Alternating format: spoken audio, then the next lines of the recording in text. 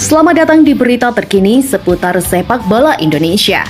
Kali ini kami akan mengupas kabar menarik yang sayang untuk Anda lewatkan. Yuk, simak pembahasan selengkapnya hanya di sini.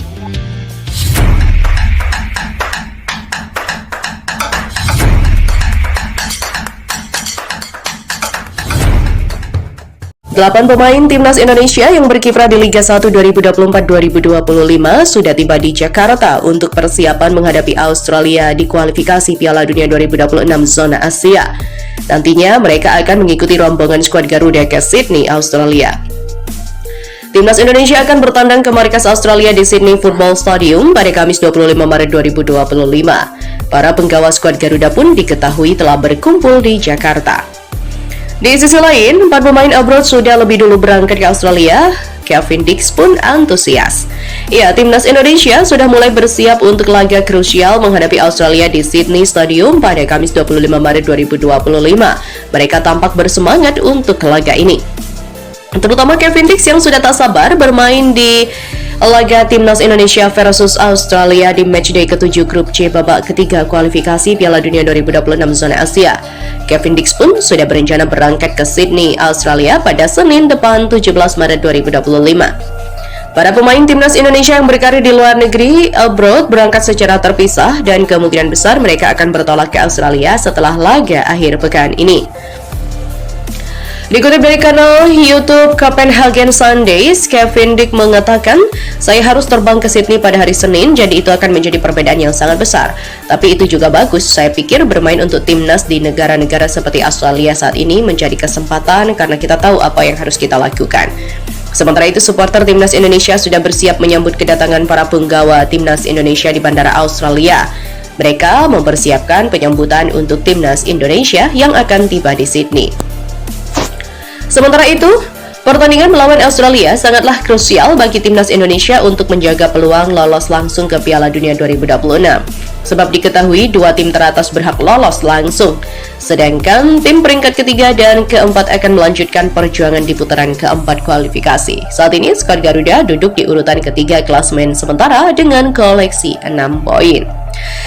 Ya, kita tinggalkan keberangkatan ke Australia, kita beralih pada Federasi Sepak Bola Dunia atau FIFA merinding melihat persaingan ketat grup C yang dihuni Timnas Indonesia. Pasalnya, 6 negara yang berada di grup C itu masih memiliki kans yang sama besar untuk bisa lolos ke Piala Dunia 2026. Memang tak bisa dipungkiri jika grup C saat ini sangatlah kompetitif. Di 4 laga tersisa, Jepang memimpin sangat nyaman dengan koleksi 16 poin. Bisa dibilang tim berjuluk Samurai Biru itu hampir pasti menyegel tiket otomatis lolos ke Piala Dunia 2026. Sementara Australia berada di urutan 2 dengan 7 poin, Timnas Indonesia mengekor di posisi 3 dengan 6 poin. Hanya unggul selisih gol saja atas Arab Saudi, Bahrain, dan juga China. Artinya, masing-masing tim punya peluang terbuka untuk finish posisi 2 dengan menyegel tiket otomatis lolos. Nah, persaingan sengit inilah yang menjadi sorotan FIFA. Hanya ada satu kata yang menggambarkan situasi di grup C, yakni ketat. Grup C sama dengan ketat, tulis akun FIFA dalam Instagramnya pada Sabtu 15 Maret 2025. Adapun masing-masing tim akan kembali memulai perjuangannya di grup C pada Kamis 20 Maret 2025. Timnas Indonesia melawan Australia, Jepang hadapi Bahrain, dan Arab Saudi melawan China. Kemudian di matchday ke-8, Timnas Indonesia akan menantang Bahrain. Sementara Jepang menghadapi Arab Saudi dan Australia melawan China. Dua laga lanjutan ini merupakan laga krusial bagi masing-masing tim untuk menjaga asa ke Piala Dunia 2026. Ya, sebagaimana dikutip, tim yang finish di 2 teratas akan lolos langsung ke Piala Dunia 2026. Sementara untuk tim yang menghuni posisi 3 dan 4 akan melanjutkan perjuangannya melalui babak keempat. Melihat syarat itu, Timnas Indonesia hingga China masih bisa lolos langsung ke Piala Dunia 2026. Lanjut ke kualifikasi putaran keempat atau bahkan gugur jika finish ke-5 dan ke-6. Ya, beralih pada berita selanjutnya, media Australia mempertanyakan keputusan Tony Popovic yang mencoret sang top skor untuk melawan Timnas Indonesia. Socceroos akan menjamu skuad Garuda pada matchday ke-7 grup C putaran ketiga kualifikasi Piala Dunia 2026 zona Asia. Untuk menghadapi Timnas Indonesia, Tony Popovic memanggil 26 pemain terbaik pilihannya, 4 diantaranya debutan alias pertama kali dipanggil. Sementara itu, pelatih asal Australia itu mencoret Michelle Duke, sang striker Masida Zalvia yang menjadi salah satu mesin gol Socceroos. Misal Duk saat ini berstatus sebagai top skor, sementara timnas Australia yang masih aktif bermain untuk negara itu dengan koleksi 12 gol. Sementara secara keseluruhan dia bertengger di peringkat ke-21 dan dalam jajaran top skor timnas Australia sepanjang masa dengan 45 caps. Tony Popovic menyebut alasan dirinya tidak memanggil Misal Duk untuk melawan timnas Indonesia karena sang striker dinilai tidak memenuhi kriteria menit bermain. Dia menilai bomber berusia 34 tahun itu telah lama tidak mendapatkan kesempatan bermain dan terlalu sibuk menikmati masa liburan di musim dingin. Iya, itu karena kurangnya waktu bermain. November adalah pertandingan terakhirnya. Kemudian dia jelas-jelas sedang istirahat selama liburan musim dingin dan dia tidak banyak bermain sepak bola sejak J-League, yaitu Liga Jepang, melanjutkan musim baru. Itu jelas tidak berarti dia tidak akan pernah terpilih, kata Tony Popovic.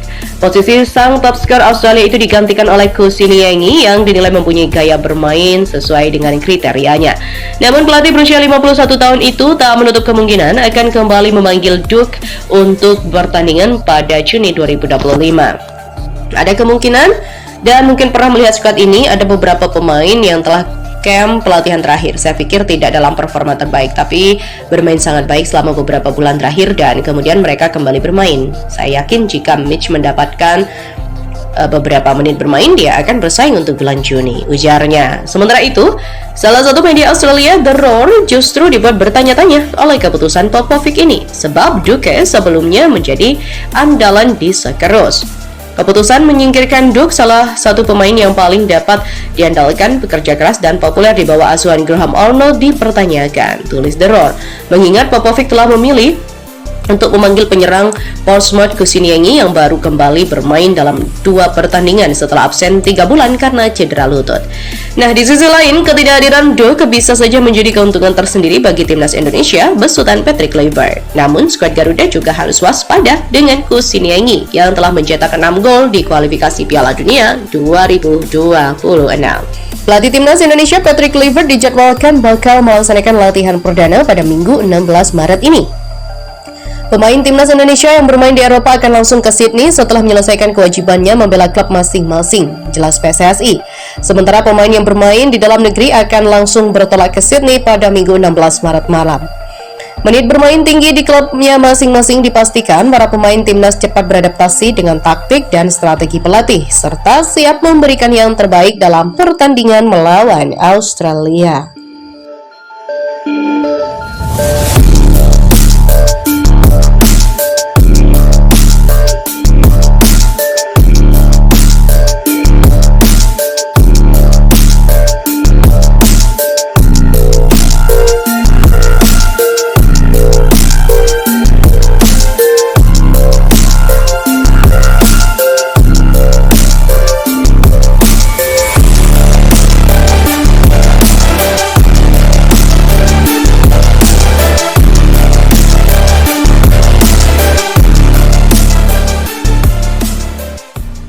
Waktu terus berjalan dan laga lanjutan round ketiga melawan Aussie serta Bahrain bakal segera bergulir. Yap, jelang match versus Bahrain, tentu saja banyak bumbu-bumbu drama yang membuat pertandingan ini diprediksi akan berjalan sangat menarik. Pasalnya masih ada dendam yang dibawa oleh skuad Garuda usai kemenangan di laga pertama dirampok oleh wasit Ahmed Ahkaf. Hasil yang membuat fans timnas Indonesia kecewa itu lantas membuat para pecinta sepak bola tanah air menyerang akun media sosial Federasi Sepak Bola Bahrain atau BFA. Menyikapi ini, BFA secara mengejutkan mengeluarkan pernyataan resmi yang dalam salah satu poinnya meminta kepada FIFA serta AFC untuk memindahkan venue di laga kedua. Tak sesuai harapan mereka, keinginan itu justru tidak digubris oleh FIFA maupun AFC sehingga pertandingan akan tetap digelar di Indonesia. Karena inilah jelang pertemuan kedua tim yang akan berlangsung di Jakarta, tensi itu pun juga kian meningkat. Fans Indonesia sudah tidak sabar untuk menyaksikan laga tersebut, di mana hal ini terlihat dari tiket pertandingan antara timnas Indonesia melawan Bahrain yang sudah ludes terjual dalam beberapa hari saja. Selain itu juga bertambahnya amunisi berkualitas dalam diri skuad Garuda juga menambah kepercayaan diri dari para fans hingga membuat supporter Bahrain terlihat sengah dengan meramaikan timnas Indonesia jelang pertandingan nanti. Mereka bahkan menilai bahwa timnas Indonesia harus waspada karena Bahrain datang dengan status sebagai juara Piala Teluk 2024. Bahrain saat ini berada di peringkat kelima klasemen sementara grup C putaran ketiga dengan koleksi 6 poin, di mana raihan itu juga sama dengan koleksi poin yang dimiliki oleh timnas Indonesia, Arab Saudi, dan juga Cina, serta hanya selisih 1 angka saja dari Australia. Dan mendekati laga lanjutan, pelatih Bahrain Dragan Talajik menyoroti skuad baru timnas Indonesia yang lengkap dengan tambahan sejumlah pemain naturalisasi keturunan.